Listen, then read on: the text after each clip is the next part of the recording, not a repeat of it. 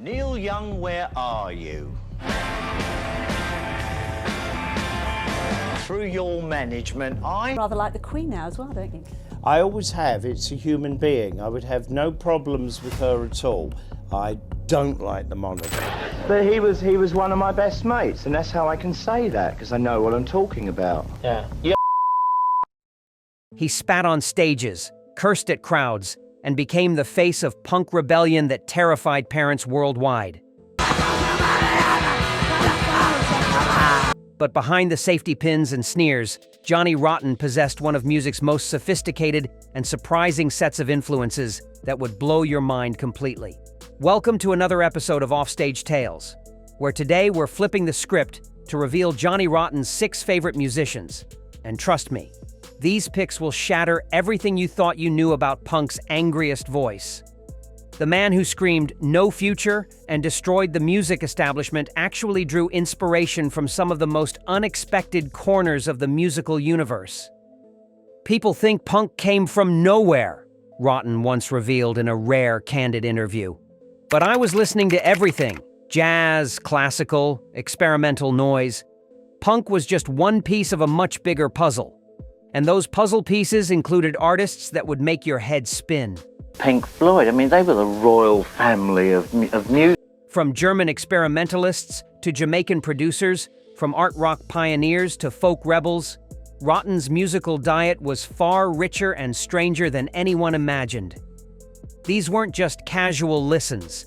They were deep obsessions that shaped punk's DNA in ways that music historians are still discovering. So throw away your preconceptions and get ready for some mind-bending revelations.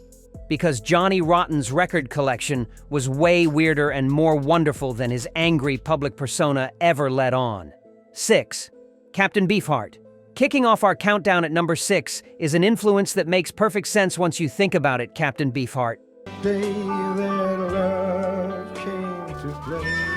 Rotten's obsession with the avant-garde blues magician wasn't just about weird music. It was about finding an artist who completely rejected everything the music industry stood for.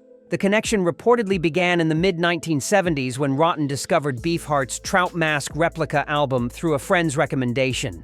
If there was, he wouldn't have topped himself, would he? Because he would have learnt that life's precious and not a thing to be destroyed. According to former Sex Pistols bassist Glenn Matlock, Rotten would play the record constantly, telling anyone who'd listen, "This is what real rebellion sounds like." Not playing by anyone's rules, not even musical ones. What captivated Rotten wasn't just Beefheart's experimental approach, but his complete artistic integrity. While other musicians were chasing record deals and radio play, Beefheart was creating what Rotten called pure art without compromise, and music that existed in its own universe, completely separate from commercial expectations. Don Van Vliet understood that true rebellion means destroying expectations, not just breaking them, Rotten told NME in 1977, using Beefheart's real name to show his serious respect for the artist. The influence showed up in Rotten's later work with Public Image Ltd., where he incorporated Beefheart's rhythmic unpredictability and vocal experimentation. At interviews, Rotten would defend Beefheart against critics who called him unlistenable, saying, "If it's easy to digest, it's not challenging anything." For Rotten, Captain Beefheart represented the ultimate artistic freedom, creating without caring about audience reaction, success, or even basic musical conventions, proving that rebellion could be intellectual as well as emotional. 5. Scott Walker. At number 5, we discover Rotten's unexpected fascination with crooner-turned-experimentalist Scott Walker. Sometimes late at night, I watch the firelight. His devotion to the former Walker Brothers frontman wasn't about pop nostalgia. It was about finding an artist who abandoned commercial success to pursue increasingly abstract and haunting musical territories. The obsession reportedly began in 1976 when Rotten discovered Walker's solo albums through a record shop recommendation.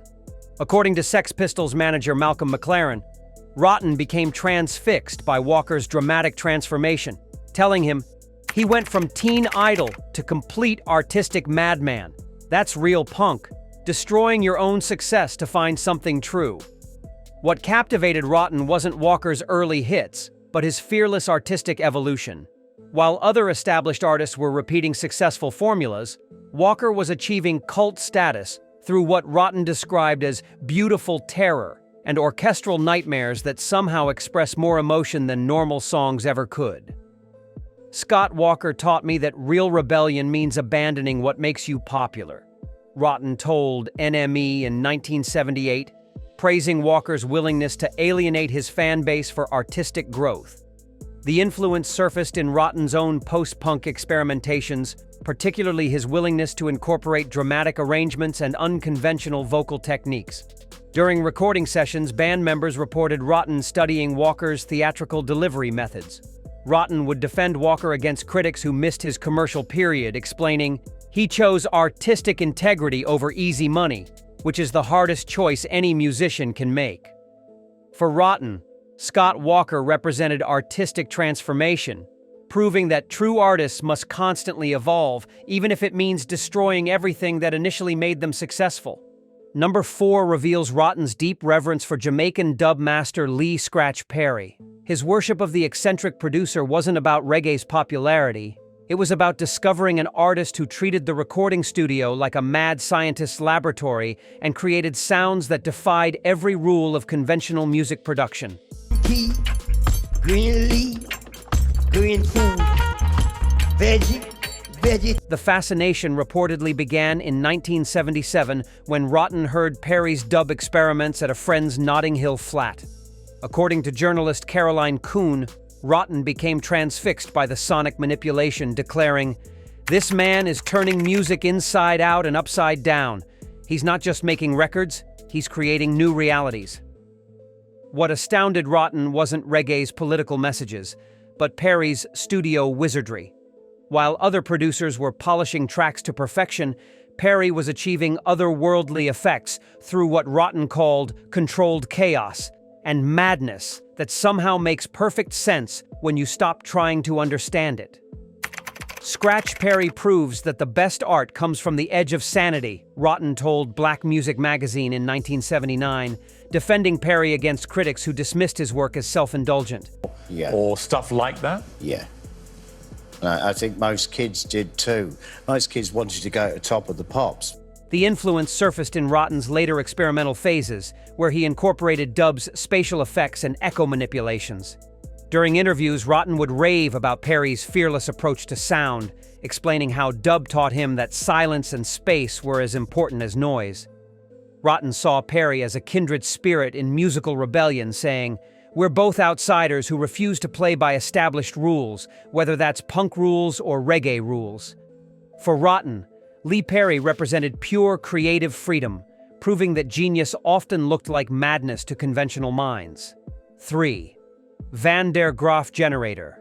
Number 3 brings us to perhaps Rotten's most unexpected obsession, Vandergraph generator. His adoration for the theatrical prog rock outfit wasn't about rejecting punk values. It was about finding musicians who channeled raw emotion through sophisticated arrangements and refused to hold back their intensity. The discovery reportedly happened in 1975 when Rotten heard Pawn Hearts at a friend's house party.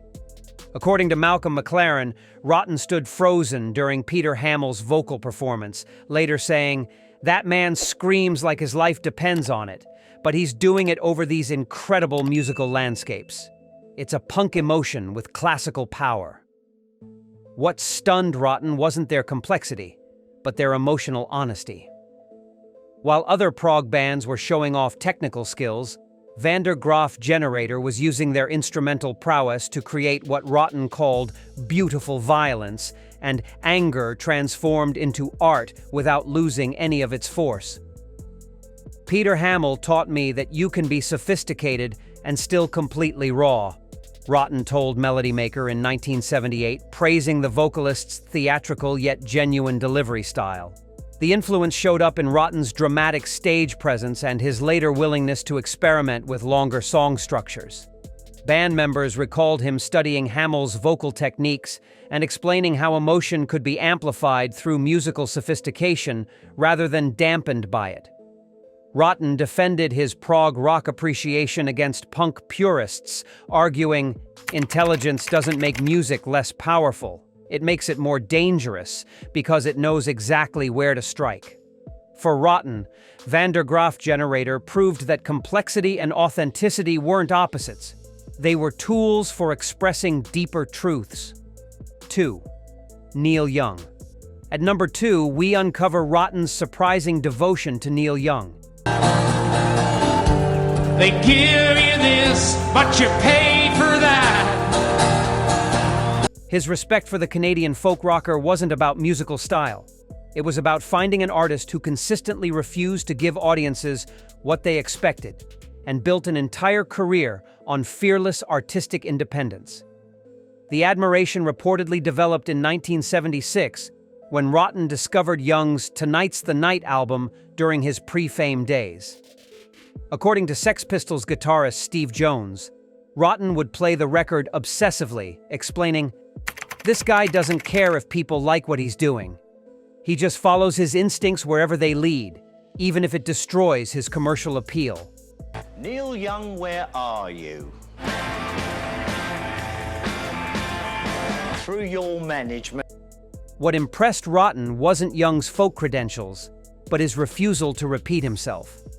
While other established artists were recycling successful formulas, Young was constantly reinventing his sound through what Rotten described as genuine restlessness and artistic courage that most musicians never develop. Neil Young changes direction every time people think they've figured him out, Rotten told Rolling Stone in 1980, praising Young's unpredictable career moves and genre experimentation. The influence appeared in Rotten's own willingness to abandon punk expectations with Public Image Ltd. And his refusal to reunite the Sex Pistols for easy money. During interviews, he would cite Young's example when defending his artistic decisions against commercial pressure. Rotten saw Young as proof that longevity came from evolution, not repetition, explaining, "He's been rebelling against his own success for decades, which is the hardest kind of rebellion." For Rotten, Neil Young represented authentic artistic integrity, showing that real rebels never stopped challenging themselves, regardless of outside expectations or financial consequences. 1. Nico. And finally, at number 1, we reach the most shocking revelation of all, Nico.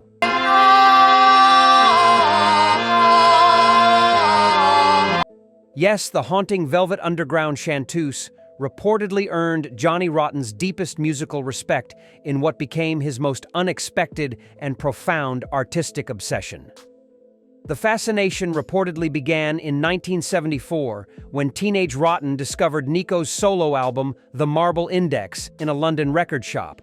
According to biographer John Savage, Rotten became completely consumed by her work, telling friends, "She sings like she's already dead, but somehow more alive than anyone else. It's the most honest sound I've ever heard." What captivated Rotten wasn't her Velvet Underground fame, but her fearless exploration of darkness. While other singers were trying to connect with audiences, Nico was creating what Rotten called beautiful isolation and music that doesn't ask for your approval. It just exists in its own frozen universe. Rotten viewed Nico as the ultimate artistic purist, explaining, "She never compromised her vision, never tried to be likable, never apologized for being difficult to digest." For Rotten, Nico represented absolute artistic fearlessness, proving that the most powerful music came from complete emotional honesty, regardless of commercial consequences or audience comfort. So there you have it. Punk's angriest voice had the most sophisticated taste. These influences prove rebellion and intelligence aren't enemies. Which choice shocked you most? Subscribe and share your thoughts below.